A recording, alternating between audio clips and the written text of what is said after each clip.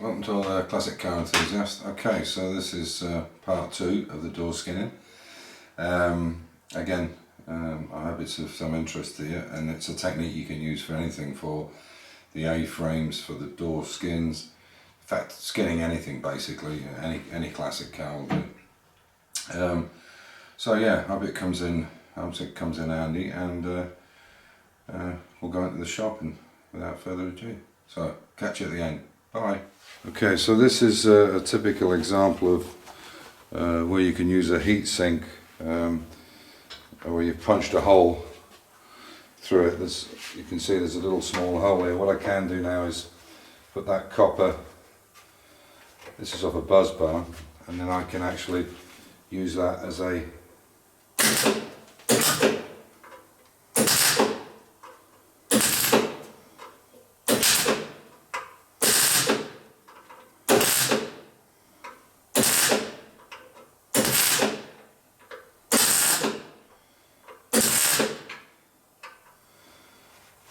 and you can see that doesn't attach then to the copper. I'll try and bring you in a bit more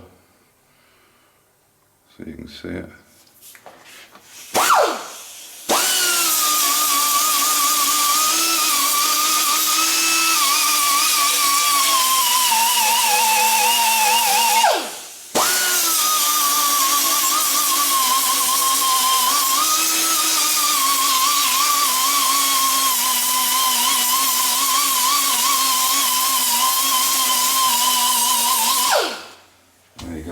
There's the hole filled, and you can't always get copper into the back, but that's the way to go if you can.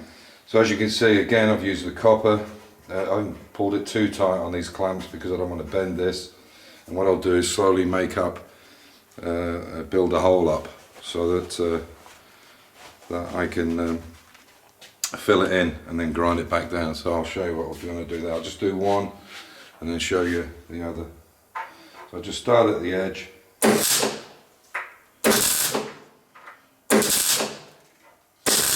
Just slowly build it up. And what I'm doing is slowly making a bridge. Just bridge it across slowly, a bit at a time.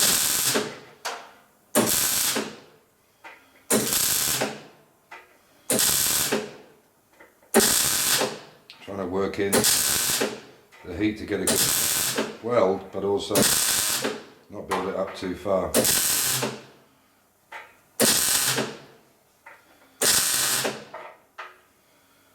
Okay, that looks like it's pretty much got it. So what I'll do is I'll go on this one and then I'll grind them both down. I'll show you the other side, I think. So starting on the edge, small tack in. Just slowly filling up the hole.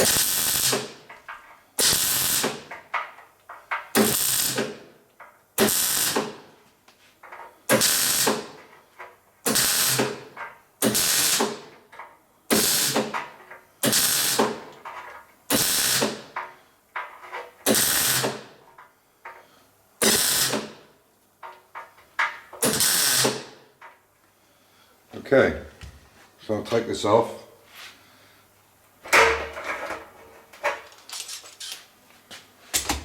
And you can see there's the two pieces on it.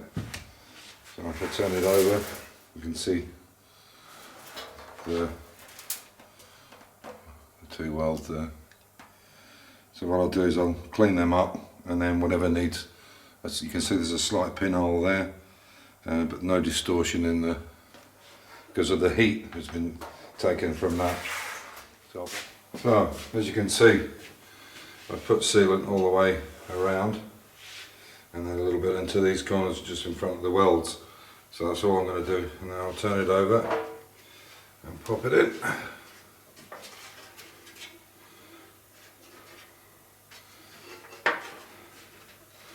So what I want to do is push it in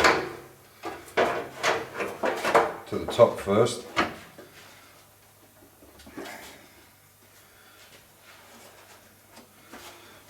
I've made sure this is a good strong fit, and I've checked all the edges.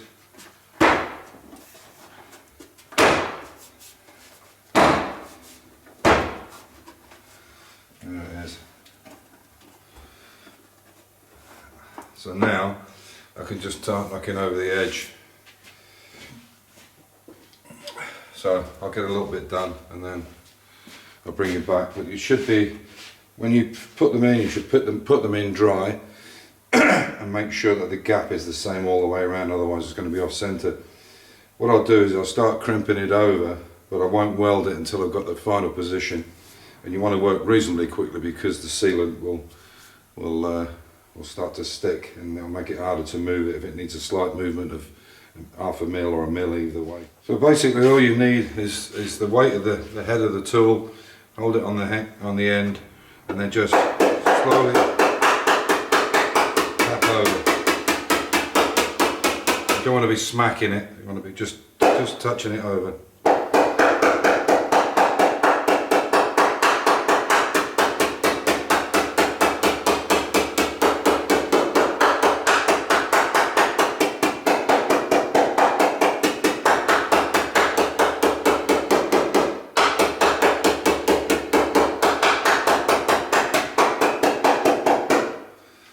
Okay, then you can take your tool, make sure you got the tool up the right way with the thing in here, and you can start moving it forward. Put it onto the back bit where you want to, and just a little bit at a time, just push it forward. If it won't, it needs to go in a bit more. Okay, you can see that's tight there. It needs to come at just more of an angle.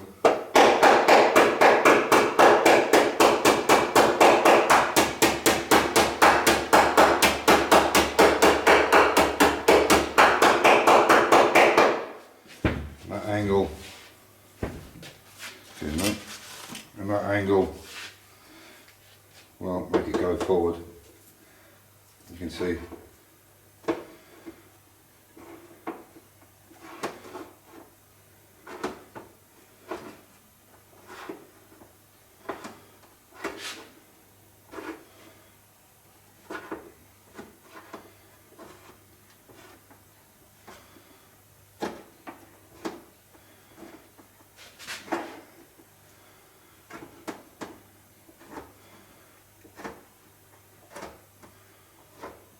just take a little bite at a time.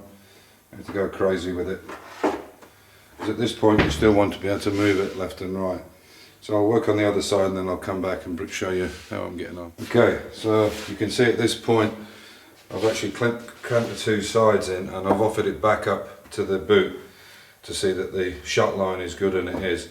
So now I can start crimping it all the way around. It's side to side, it's solid. All I've got to do now is start taking in the top and the bottom.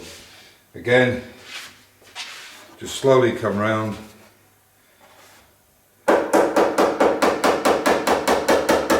You just need it over on an angle. You can actually do this with a hammer, but it's much better with a crimping tool. So I'll get you in shot there.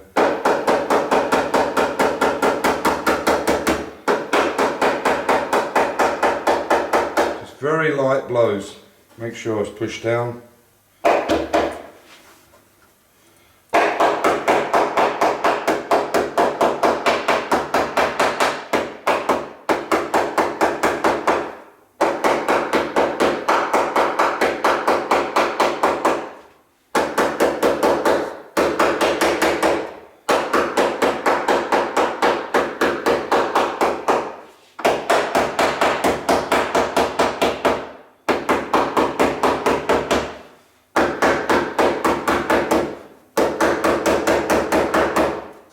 Go around and crimp it on.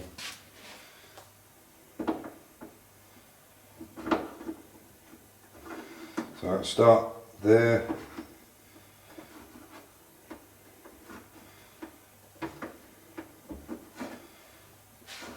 And slowly just work the corner.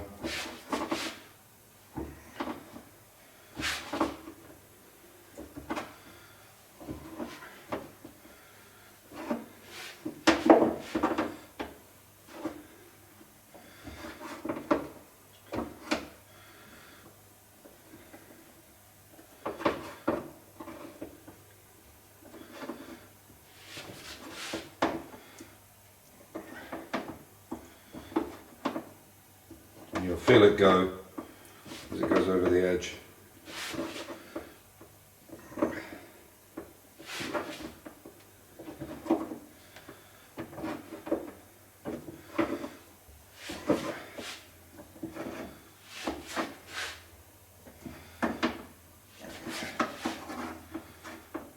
Just take a nice little bite.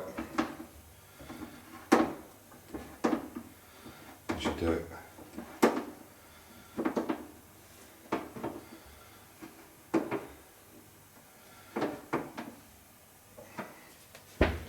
And that's basically all there is to it. One other little technique you can use with this, if you're having trouble with the bends, is as you take a grip, if you need to push it forward, just take a slight grip on it and push it forward.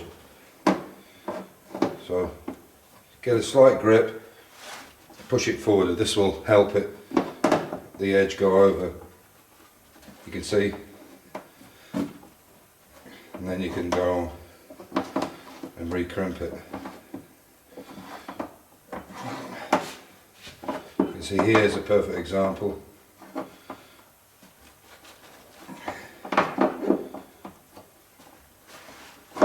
can see that go forward. And just push it on as you go. There may be a bit of dollying work to do afterwards.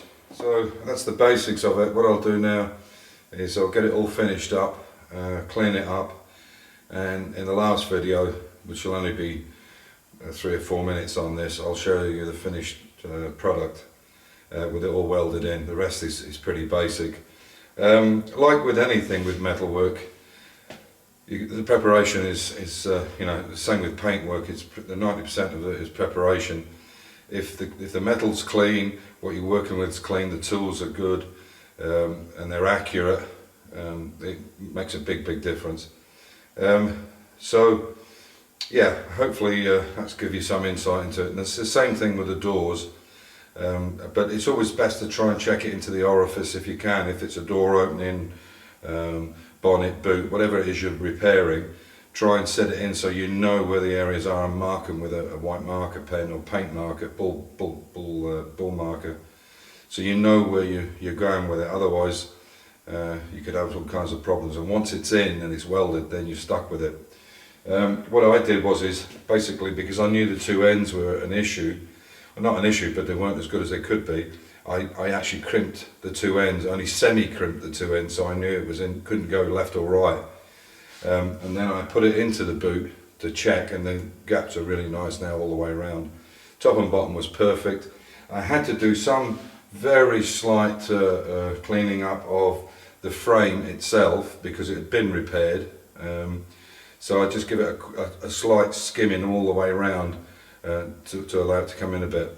So when you're cutting the doors, when you're cutting skins off, I think I've said this before, but the point of being boring, going over it again, when you're cutting them off, you often see people, they're just grinding on the end, and then as soon as they see 3 pieces you can lift it off. It's better not to go down too far, because for every kind of half mil or mil you take off, or a mil, if you do both sides, you're going to make the frame itself smaller, and then when you go to crimp it, you're going to crimp it too far in. So you can imagine, you know, you've got this kind of distance and you take this away and then you start to crimp against the end.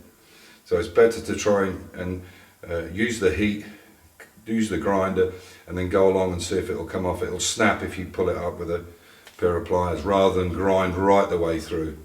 It's quicker, but it does give you more movement to a certain extent, but it's better to keep the frame the right size, unless there's some issue with it, it's come off another car or whatever. So stay safe, keep the faith, enjoy your hobby.